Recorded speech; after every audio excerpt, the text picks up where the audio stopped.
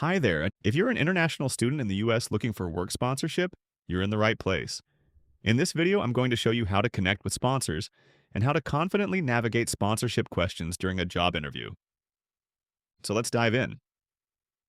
Here's something you might not know. Every year, around 300,000 senior international students are in the US looking to stay and work after graduation. But take a look at the number on the screen, 291,000. That's how many students end up leaving the country because they couldn't find a sponsor. That's 97%. It's a staggering number. And the main reason is that most students don't follow the right strategies to connect with employers who can actually sponsor them. The good news? You don't have to be part of that 97%. This presentation is all about helping you beat those odds. Let's start by understanding the core issue. The real challenge here is time. The time it takes to find a job and go through the immigration process can easily outlast the time you're allowed to stay and work in the US after graduation. And to make things harder, there's a lot of confusion and misinformation out there that only eats away at your already limited time and can seriously hurt your chances of landing sponsorship. That's why we created the 10-week sponsorship challenge. It's a step-by-step guide to help you stay focused and move forward every single week as you work toward your career goals in the US. Week 1 starts before you apply to any jobs. Why? Because there are some important things you need to set up before you start talking to employers. If you skip this part, you could unknowingly hurt your chances of getting sponsored. So let's begin with your timeline. Take a look at the screen. You'll see your graduation date on the left, then years 1, 2, and 3 across the top. At the bottom, you'll see the length of your OPT. 1 year for non-STEM majors, 3 years for STEM. Now here's the thing. To stay in the US beyond OPT, you'll need to go through an employment-based immigration process. And right now, that process can take 2.5 to 3 years. So even if you have STEM OPT, you still need to lock in a sponsor as soon as you graduate so you can finish the immigration process before your time runs out. And if you don't have STEM OPT, then you'll need to rely on something called the H-1B visa. It's the most common work visa in the US, and it lasts for 3 years with the option to renew for another 3. But here's the catch, it's a lottery. There are about 60,000 H-1B spots and around 600,000 people applying. So your chances? Roughly 1 in 10. The only way around the lottery is to land a job in academia or with a nonprofit. Those are exempt. No matter how you slice it, the key takeaway is this. You don't have time to waste. You need to connect with a sponsor as early as possible to stay on track with your immigration process. And here's one of the most important tips I can give you. Get an immigration attorney right now. Why? Because about 98 to 99% of US businesses have never sponsored a work visa. So when you start interviewing, there's a high chance that the employer won't have a clue about the process. That's why it's so important for you to understand it. If you can explain it clearly and confidently, you'll stand out. You'll come across as prepared, informed, and serious about your future. And that can make all the difference. Here's something you really need to know up front. Getting sponsored takes a lot of energy and a lot of time. You've probably heard people say that looking for a job is a full-time job. Well, in your case, it's even more than that, because you're not just looking for any job. You're looking for a company that's also willing to sponsor you. So if you've already graduated, you should be treating your job search like a 40-hour work week with full-time effort. Now, if you're still in school, here's a tip that works really well. Schedule time for your job search just like you would a class. Block it off in your calendar so it's part of your routine. That way, it doesn't get pushed to the side when things get busy. Also, play to your strengths. If you're more focused and productive at night, do your deeper work then. If you're a morning person, get a head start early in the day. Just make sure that at least some of your job search time overlaps with regular business hours, 9 to 5, so you can reach out to companies while they're working and available to respond. All right, now let's talk about one of the trickiest parts of the process, answering sponsorship questions. First, we'll cover how to answer them on job application forms. Then, we'll go over how to handle sponsorship questions in an interview. What you're seeing on the screen is an example of a typical job application. Most of the time, these forms will ask something like, "Are you legally authorized to work in the United States?" And then, "Will you now or in the future require sponsorship for employment visa status?" Here's how we recommend you respond. For the first question, Yes, you are legally authorized to work in the US because you're on CPT or OPT. That shows employers you're ready to start working right away. For the second question, you would also answer yes because you will need sponsorship to continue working beyond your OPT. Now, here's something important to keep in mind. These questions are often used to filter out candidates who need a visa. That's the reality. But don't let that discourage you. Later in this presentation, I'll walk you through a strategy to help reduce the risk of getting ruled out just because you need sponsorship. So stick with me.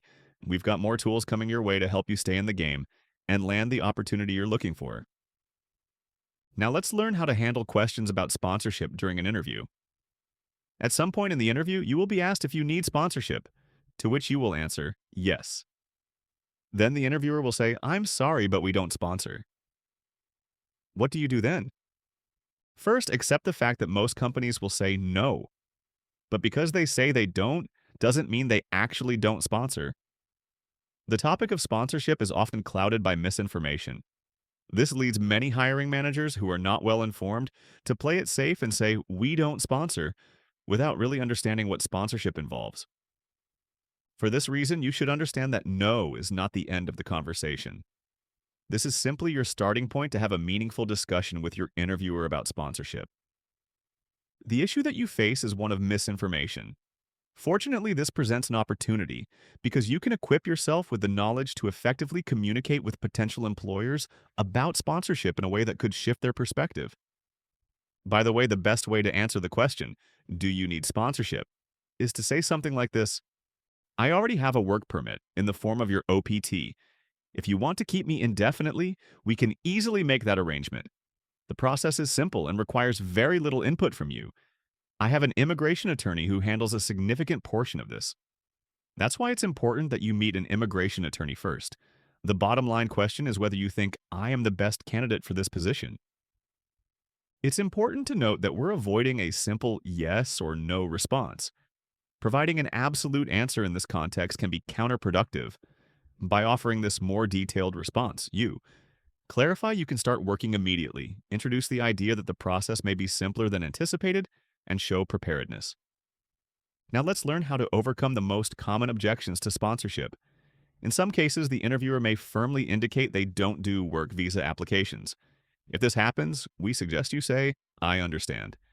I am interested in learning why. Do you have any particular concerns about applying for a work visa?" Once you understand the employer's specific reservations, you can effectively address them. Here's how you can easily address each one. The first one is cost. Employers will typically have an inflated view of the cost to complete a work visa application. Many times, their perception of cost far exceeds reality. The reality is that, depending on the process you qualify for, the cost will vary, from $7,000 for an H-1B non-immigration work visa to $19,000 for an EB-2 or EB-3 employment-based immigration process. Be prepared to discuss ways to offset the costs. For example, you may consider telling the employer that you are willing to forfeit signing bonuses and/or performance and end-of-year bonuses. Ultimately, don't hesitate or feel discouraged to discuss the cost of your immigration process with an employer. It's important to remember that hiring new employees, American or foreign, inherently involves expenses. Even roles considered low-skilled, such as housekeeping staff, generate hiring costs around $3,500. So, start thinking of your immigration expenses are a normal part of the hiring process. The second concern is effort. Hiring managers are busy, and they seldom have time for additional responsibilities, like overseeing an immigration process. In this case, perception also tends to exceed reality as immigration processes don't demand a significant effort from the hiring manager. You can respond to objections concerning effort by mentioning that you have an immigration attorney. Reassure the hiring manager that the process is largely managed by the attorney, requiring minimal effort on their part. The manager's main role is simply to provide the necessary information to the attorney, who will take care of the application process. The third concern is legal and fiscal scrutiny. Privately held businesses tend to value their privacy, especially when dealing with government agencies and disclosing financial information. The idea of sponsoring you can raise concerns about increased government interaction, leading to potential disclosure of sensitive information, and the risk of unexpected inspections or audits. While sponsoring an employee does involve some interaction with the government, you can explain that the required disclosures are usually minimal. In most cases, it simply means providing tax filing information, data that businesses already generate and submit to the IRS. This is a type of objection that can also be easily managed by introducing an immigration attorney in the conversation. You can highlight that the entire process will be evaluated by your immigration attorney, so all the steps are safe for the employer and completed legally and correctly. If the employer has any other specific concerns, find documentation that explains the reality. For example, if the employer doesn't think an OPT constitutes a valid work permit, print documentation from the uscis.gov website and offer it as proof. The fourth concern is that you will leave. Believe it or not, this is a frequent concern among employers. They think you will use their business as a trampoline to become a permanent resident and then move on to other opportunities, or you will go back to your home country. This objection can be diffused with an employment contract. Many companies offer financial incentives to tie their new recruits for specific periods of time. Be prepared to discuss your willingness to sign such a contract. You can, for example, say that you are willing to sign a 5-year contract with them. The fifth concern is that sponsoring you means committing to an unbreakable contract with you and the U.S. government. They fear that once they start the process, they won't be able to terminate your employment if needed. In reality, sponsorship can be stopped at any stage without consequences, aside from any costs already incurred. For better or worse, employers can let you go, just like they would any American employee. The sixth and last common concern is having to wait too long. Let's face it, immigration processes can be lengthy, which leads some employers to dismiss sponsorship as an impractical hiring strategy. However, they may not realize that you're available to work right away under CPT or OPT, making you a viable candidate from day one. To address this, make it clear that you can begin working as soon as your CPT or OPT start date, potentially right away. This is also a great chance to demonstrate that you've consulted with an immigration attorney and fully understand the timeline for your immigration process. Depending on the situation, walking them through the timeline can help ease their concerns and overcome this objection. Now let's talk about the importance of demonstrating a cultural fit with American employers during your job search. Let's begin with the story of Jose. Jose was a young American job seeker with Hispanic roots who, despite submitting dozens of job applications, didn't receive any invitations for interviews. Growing frustrated one day, he decided to conduct an experiment. He used an Americanized version of his name on his resume, so he went from being Jose to Joe. Immediately after the change, he started receiving calls from companies, including those that had not previously replied. At this moment, you are probably calling foul and declaring this is a case of xenophobia or racism. You may be wondering, what about diversity and inclusion? Don't American companies seek diversity in their ranks? The answer is often yes. After all, the U.S. is one of the most open and accepting countries in the world. But let's discuss another likely explanation for this scenario. Let's talk about corporate cultural fit. In the US, company executives, especially CEOs, dedicate a lot of time to forging a specific corporate culture within their organizations, one that will help them achieve their goals. That's why companies seek employees who can easily fit in with their existing corporate cultures. Some companies may even ask you to take one or more personality assessments to determine if you have the behavioral qualities to match their culture. Now think about this. If businesses are worried about finding that cultural corporate fit among US citizens, imagine their reaction when they see an international person applying for a job.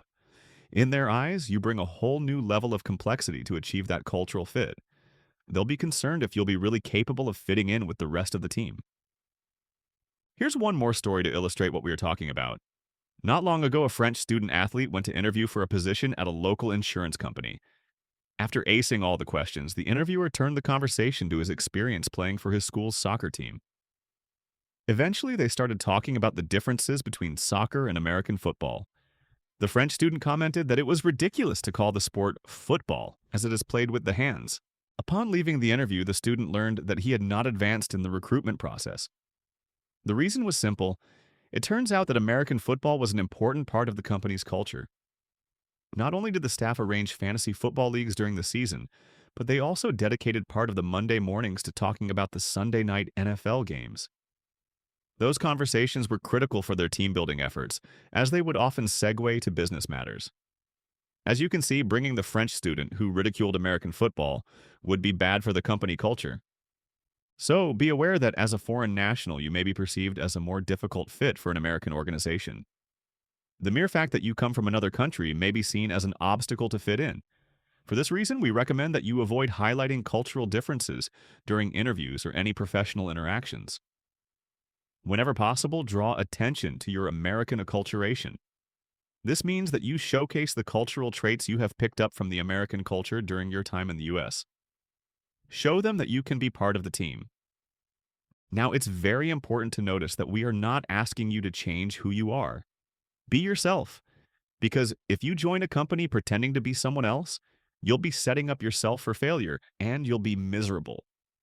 We are simply proposing that you highlight the parts of you that have adopted American qualities. So, how can you showcase your cultural fit? Well, the process starts with your resume. You want to present yourself in a way that you are perceived to be an easy fit for the company. This means you want to Americanize your profile as much as possible, including your name. So, let's focus on your name. Across cultures, there are different traditions when it comes to name giving and the structure of names. For example, in Latin America, it is customary to use two last names, the second being your mother's maiden name. While this is a common practice there, it is uncommon in the United States. Using foreign-sounding names and name structures that are different than in the US may unnecessarily highlight your international background. We recommend you go by an Americanized version of your name. For example, if your name is Luis, you may want to use an American nickname, like Lou. It doesn't matter if this is not a nickname you really go by. All we care about is that it makes you more relatable to American employers. Apply the same logic to all other names throughout your resume. Americanize as many foreign-sounding words as possible. One more thing, don't say fluent in English. It is assumed you speak the language. Instead, express your fluency in other languages, if any. With that being said, avoid using the term native speaker for the other languages, which, again, unintentionally highlights cultural differences.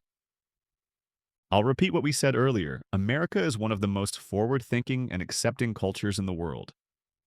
We want you here with all the things that make you unique. We are simply helping you be perceived as a better fit and easier fit for American employers. As you can see, week 1 is packed with activities that are absolutely essential to your job search. Don't skip these steps. They form the foundation of your journey to getting sponsored. Now in week 2, we'll begin actively connecting with employers who are open to sponsorship. And we're starting in a place where you already feel comfortable, your school.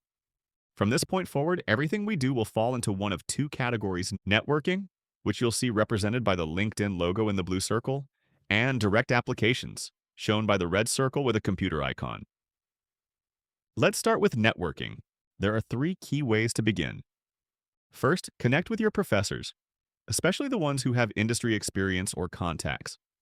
Talk to them about your goals. When you do, assume they might not have a job for you themselves, but they likely know someone who does. Your goal is to unlock their networks. And here's a pro tip: be specific with your requests.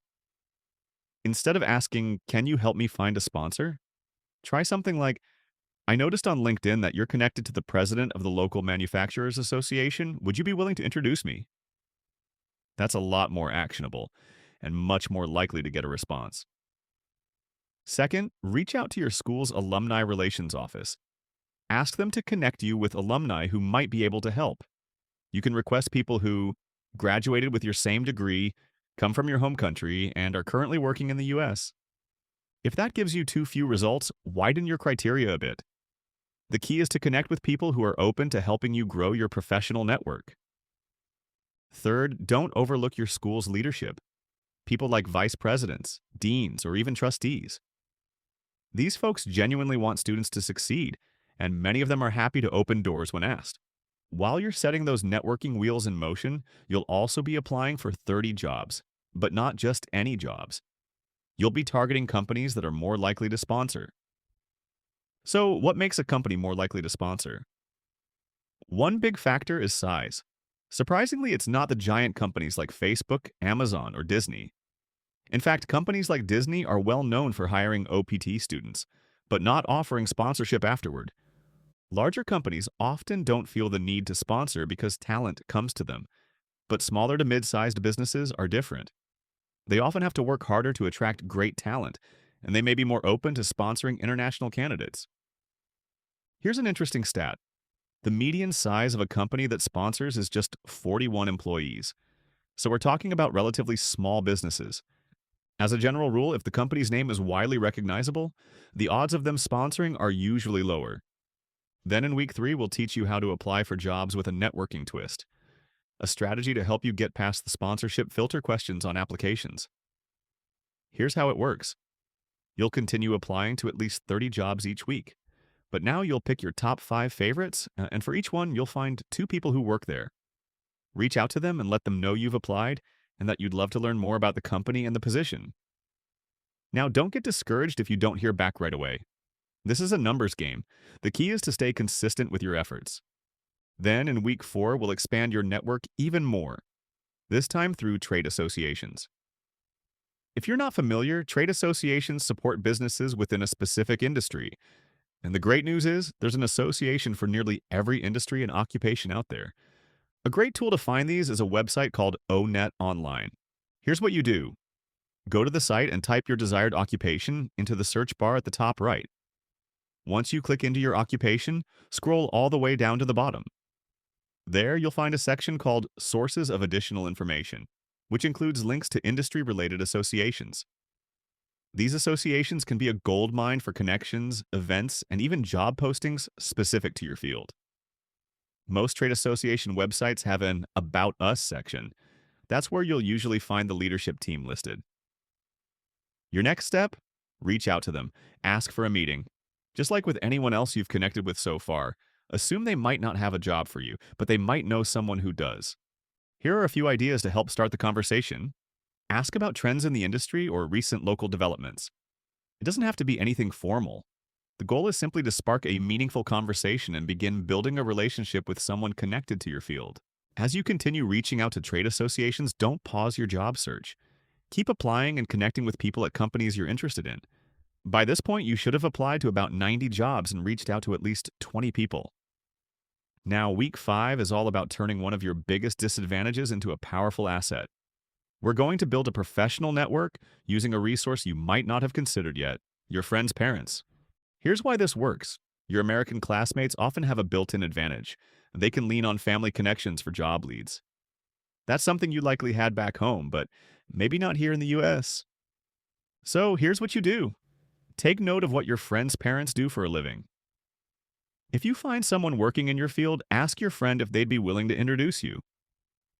In our experience, parents are often very willing to help their kids' friends. They see you as an extension of their own child. So don't be shy. Try to connect with at least 2 parents this week. And of course, keep the momentum going. Continue your job applications and networking efforts.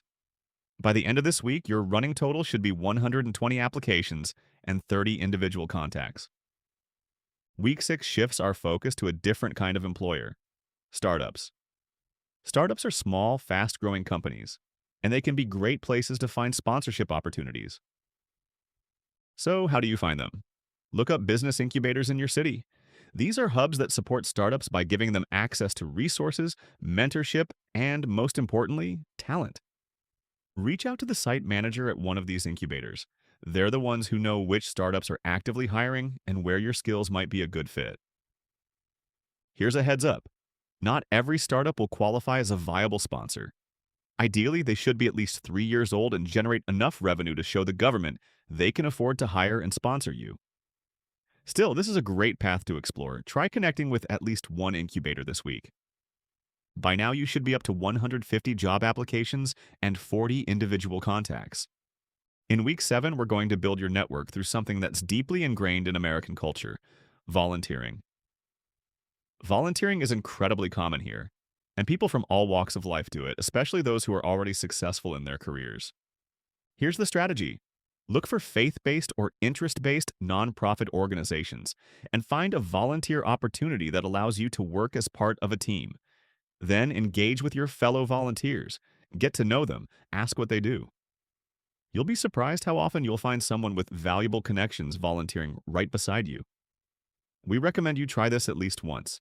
At this point in your journey, your running total should be around 180 applications and 50 individual contacts. Now let's move into week 8, where we'll focus on a new resource, chambers of commerce. Much like trade associations, chambers of commerce are networks of businesses, organized by region, industry, or area of interest. Try to find one that aligns with your goals. Better yet, look for a chamber that focuses on trade between the US and your home country. These organizations often have members doing cross-border work, which could be a great path to sponsorship. Make it a goal to connect with at least one chamber of commerce this week. By now, you should have hit 210 applications and 60 contacts. You're making serious progress. As we move into the final stretch of the 10-week sponsorship challenge, here's what we recommend. Look back on what's been working best for you so far. Whether it's networking through your trade associations, reaching out to incubators, connecting with alumni, or any other strategy that's getting you results. Double down on what's working and keep pushing forward. By the end of the challenge, your goal is to have submitted at least 270 job applications and made 80 individual connections. Remember, this is about consistency and smart strategy. Keep showing up, keep reaching out, and keep believing in your ability to succeed. Before we wrap up, I want to show you a powerful tool that can help you take everything you've learned in this presentation and put it into action. It's called Sponsorship Guru. Sponsorship Guru is a platform designed specifically for international students like you. It helps you identify job opportunities that are most likely to offer sponsorship, so you can focus your efforts where they actually count. Here's an example. You'll picture this. You're scrolling through your favorite job board and find a position that's a perfect match for your skills. There's just one problem. You don't know if they're open to doing sponsorships. No worries. Just copy the entire job description and paste it into Sponsorship Guru. Our AI is trained to spot key indicators that suggest whether a company is likely to sponsor. It can also pick up on subtle signs that they might not accept work visa applications, giving you a clear picture before you invest time in applying.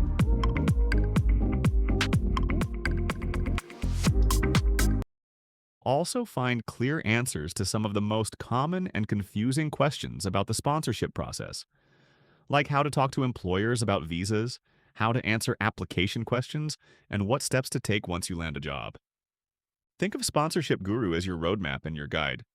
So you're not just sending out applications and hoping for the best. You're making informed decisions and moving forward with clarity and confidence. So if you're ready to increase your chances of finding a sponsor and building a career in the US, check out Sponsorship Guru. Use the discount coupon you see on the screen for a 25% discount coupon for sponsorshipguru.com. I wish you success.